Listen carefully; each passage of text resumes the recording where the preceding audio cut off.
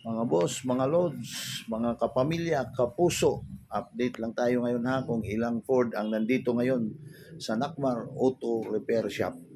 So ito, una, isang Ford galing Dinas, Zamboanga del Sur. Yung problema niya is yung kanyang hood nabasa ng tubig. Kasi yung windshield niya hindi na ilagay ng maayos sa nagkabit ng windshield. Natuluan ng tubig yung kanyang dashboard. Kaya ito yung sira, electronic system yung sira nito. Nagantay lang kami sa pesa, malapit-lapit na yan. So ito yun, no, plate number, ito yung likod niya. So ito yung unang Ford natin na ipapakita. So galing pa ito ng Dinas, Zamboanga del Sur. Na, pangalawa, yung Ford Ranger ito, yung sa bomb squad. Matagal na ito rito pero ready for release na, nagantay lang ng butcher. You know na, government, hindi yan basta-basta mabayaran kung wala ng butcher sila. So nagantay pa sila ng chiki pero yung unit na yan, ready for release na yan. So from Pagadian City yan. Ito yung number 2 natin na Ford. Ito number 3, EcoSport. From Kapatagan, Lanao del Norte. Yung problema nito is kanyang mga electronic system. So pinaprogram pa natin pero malapit na yan. Malapit na makalabas. Ito yung pangatlo natin. EcoSport pa rin. So at least pinapakita ko na pwede talaga kaming mag-ayos. Para at least yung may-ari ng Ford hindi na pupunta sa malayong lugar, dalhin nila sa kasa.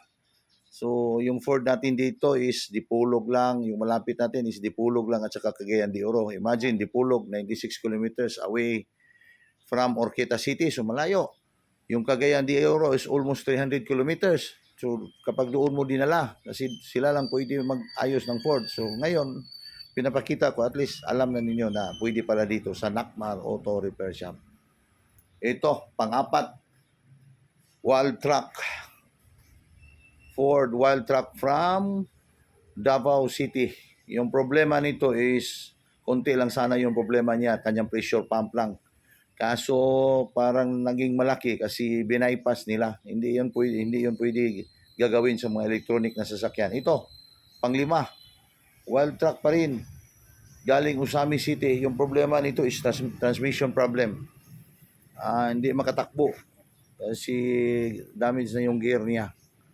So nag-order pa ako ng pizza diyan. Ito kabilaan na yung mga Ford natin. Yung Ford Wild Truck ko, dalawa. Ito lang naman yung mga Ford natin. Galing yan Usami City.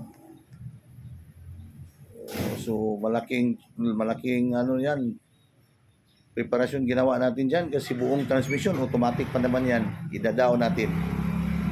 Sobrang mabigat, napakabigat at nakasensitibong bagay.